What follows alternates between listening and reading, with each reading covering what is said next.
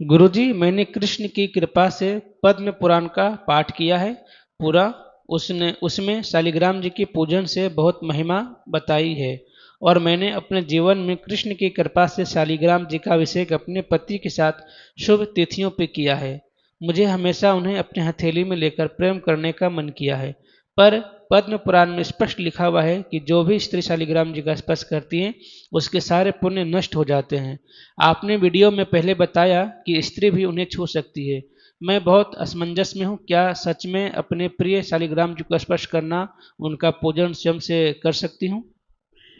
आपको स्मरण नहीं या पहले आपने सुना नहीं होगा, शालिग्राम जी की उत्पत्ति ही एक स्त्री के गोद में हुई थी। वृंदा माता तुलसी के रूप में जो हैं, वही पहले थी गंडकी वेश्या।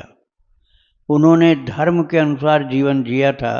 अब मैं विस्तार से नहीं सुना रहा हूँ, पहले सुना चुका हूँ।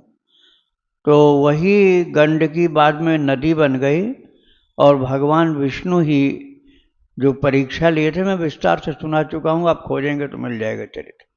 तो भगवान विष्णु ने गंडकी की परीक्षा ली थी और गंडकी को आशीर्वाद दिया था। गंडकी ने वरदान ये मांगा था कि आप सदा मेरी गोद में लेटे रहें।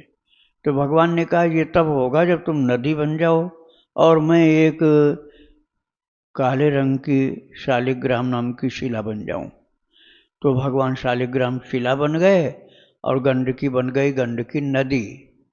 तो गंडकी नदी में नेपाल में अरबों खरबों की संख्या में भगवान शालिग्राम लेटे रहते हैं।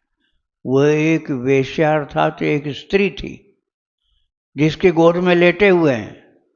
जिसकी गोद में लेटे हुए हैं वो एक वेश्या थी, स्त्री थी, उसकी गोद में भगवान लेटे हैं और भगवान ने आशीर्वाद दे दिया।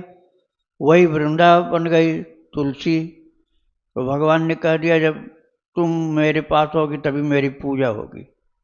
तो बताओ, स्त्री यदि भगवान के पास नहीं होगी, वो वृंदा, तो भगवान की पूजा ही सफल नहीं होगी। वो जो वर्जित किया गया है केवल अपवित्र अवस्था के लिए वर्जित किया गया।